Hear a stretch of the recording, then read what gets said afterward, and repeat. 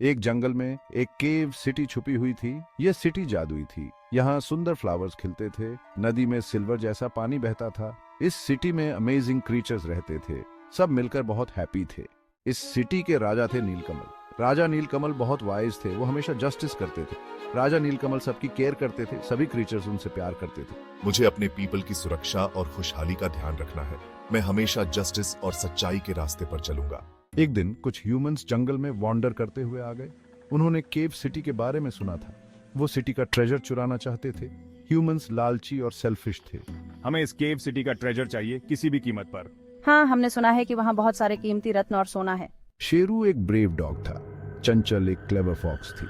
वे दोनों राजा नीलकमल के loyal friends थे। शेरू और चंचल ने ह्यूमंस को देखा। उन्होंने राजा को डेंजर की खबर दी। राजा नीलकमल, हमने ह्यूमंस को देखा है, वे हमारी सिटी को खतरे में डाल सकते हैं। हमें जल्दी से कुछ करना होगा, वे ट्रेजर चुराने के लिए आ रहे हैं। राजा नीलकमल ने सभी क्रीचर्स की मीटिंग बुलाई। उन्होंने ह्यूमंस के बारे में बताया। सभी क्रीचर्स चिंतित हो गए। घबराओ मत, हम मिलकर अपनी सिटी की रक्षा करेंगे। राजा नीलकमल ने एक प्लान बनाया। उन्होंने केव के द्वार पर एक इनविजिबल कर्टन लगाया। चारों ओर जादुई जाल बिछाए। यह जाल ह्यूमंस को फंसा लेंगे। The wise Raja Nilkamal devised a plan. He placed an invisible curtain at the entrance of the cave. Magical traps were set all around. These traps would ensnare the humans. Section 7. Lost and Defeated. मनुष्य गुफा city ढूंढने लगे। वे invisible curtain नहीं देख सके। जैसे ही वे आगे बढ़े, जादुई जाल में फंस गए। मनुष्य डर गए और भागने लगे। वे जंगल में भटक गए और सिटी नहीं ढूंढ पाए। The humans began searching for the cave city.